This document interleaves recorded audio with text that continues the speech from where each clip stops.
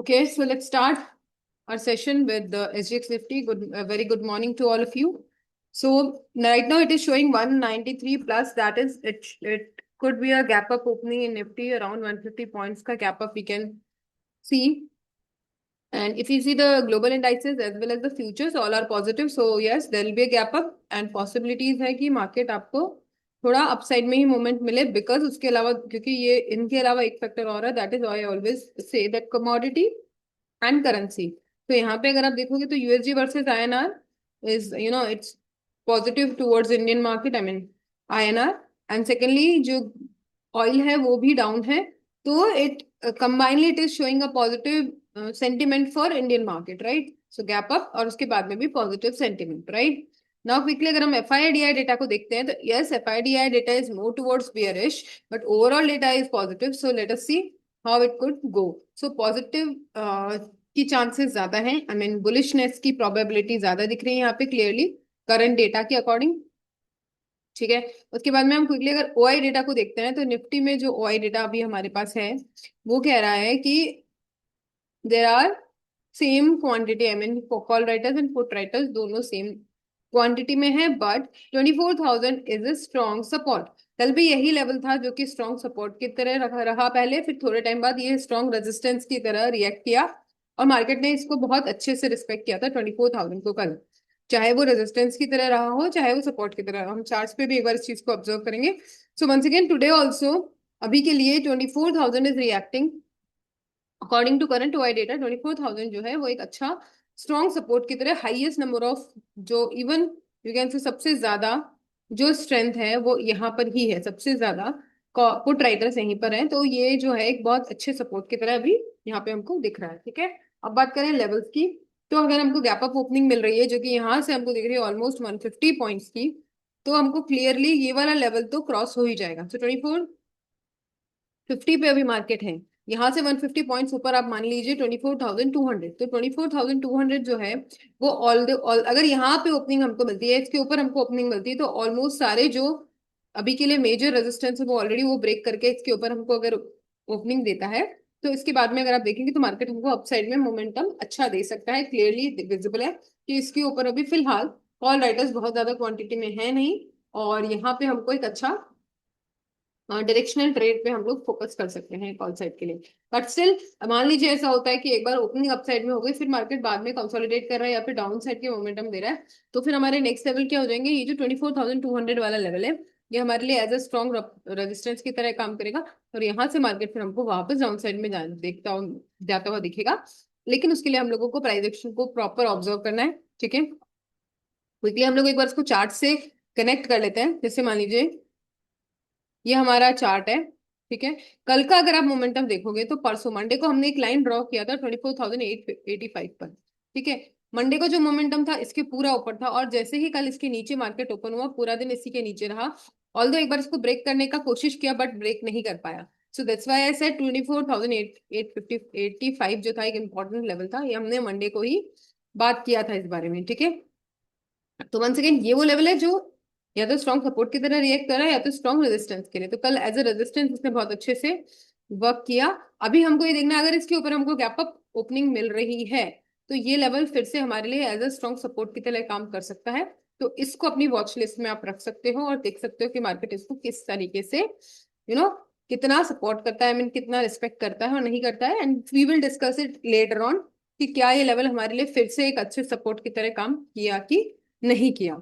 ये लेवल कैसे ड्रॉ किया है जिसको भी जानना है वो मुझे डीएम करे एंड आई एक्सप्लेन देम कि how why this level is important support और रेजिस्टेंस एंड ये लेवल हमने कैसे ड्रॉ किया राइट। तो दिस इज थिंग। अब बात करेंगे हम आज के मोमेंटम की। तो जैसा मैंने आपको बोला हमको जो ओपनिंग मिलेगी according to current OI data या फिर करंट एसजीएक्स निफ्टी का डेटा तो वो हमको पहले ही हमको लगभग लगभग इस लेवल के ऊपर दैट इज 24,175 के आसपास हमको इसके ऊपर हमको ओपनिंग मिलेगी। नाउ अगर इसके ऊपर मार्केट रहता है, कहने का मतलब ये है कि जब तक 175 के ऊपर रहता है हम लोग कॉल साइड के ट्रेड पे फोकस करते हैं कर सकते हैं। इसके नीचे अगर हमको इस लेवल का अगर ब्रेकडाउन मिलता है मतलब इसके नीचे अगर हमको रेड कैंडल की क्लोजिंग मिलती है तो जो नेक्स्ट आपका जो लेवल रहेगा वो ये वाला रेंज रहेगा। तो आप अगर इसके नीचे की हमको कैंडल की क्लोजिंग मिलेगी तो हम इस रेंज पे फिर फोकस कर सकते हैं right. So I'll be giving you this chart, I mean these levels in the you know in the group, और आप इसको चेक कीजिएगा कि कितने वैलिड हैं ये लेवल्स, ठीक है।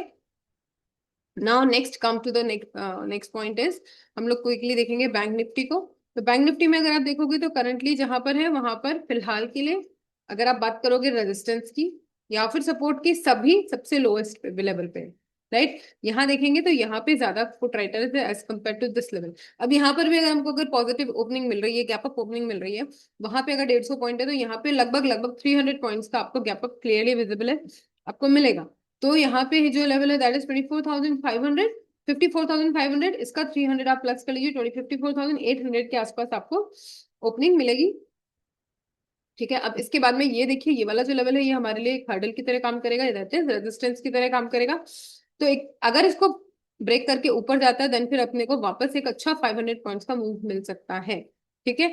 अगर इसको ब्रेक नहीं करता है, इसको एज अ की लेवल की तरह कंसिडर करते हुए यहाँ से पुल बैक लेता है या फिर यहाँ से एक अच्छा डाउन साइड का मोमेंटम देता है, तो नेक्स्ट जो लेवल है वो क्लियरली आपका 54,000 है, राइट। तो ये जो रेंज है आज बैंक निफ्टी की जो रेंज है वो ब्रॉडली आपको दिखेगी डाउन साइड के 54,000 की, ठीक है। और अप साइड के लिए maximum it is 55,500।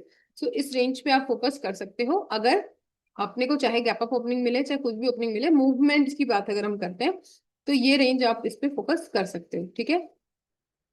Now next is आपका जो नेक्स्ट आता है सेंसेक्स आता है। सेंसेक्स में अगर हम देखेंगे तो अगेन यहाँ पे जहां है वहां पे सबसे स्ट्रॉन्ग सपोर्ट एंड रेजिस्टेंस है, गैप अप ओपनिंग मिला। गैप अप के बाद में आपको 77,500 के ऊपर आपको आराम से मार्केट दिखेगा ओपनिंग पे according to current SGX Nifty data, ठीक है। इसके ऊपर ओपनिंग मिला, देन इसका जो नेक्स्ट हाईएस्ट रेजिस्टेंस है वो क्लियरली विजिबल है, 78,000 पर है। अगर इसको ब्रेक कर देता है तो अगेन वंस अगेन हमको एक अच्छा अपसाइड का मूव दिख सकता है। अगर ब्रेक नहीं कर पाता है तो यहाँ से डाउन साइड के लिए मोमेंटम दिखेगा। अब पॉइंट ये है कि ब्रेक करेगा नहीं करेगा इस चीज की हम लोगों को श्योरिटी कहाँ से मिले, तो श्योरिटी की बात हम करते नहीं, हम प्रोबेबिलिटी की बात करते हैं। ओवरऑल अभी जो सेंटीमेंट मार्केट का दिख रहा है according to OI data as well as according to SGX Nifty plus जो मैंने आपको बताया क्रूड, और उस पर भी हम थोड़ा सा ध्यान ध्यान रखते हैं, उसकी जो स्थिति है अभी उसके अकॉर्डिंग चांसेस पॉजिटिव ज्यादा है, ठीक है। ऑल्दो FII DI डेटा जो है यहाँ पे FII डेटा थोड़ा सा नेगेटिव है, ठीक है, स्लाइटली बियरिश है, मतलब बियरिश की तरफ ज्यादा है, ठीक है।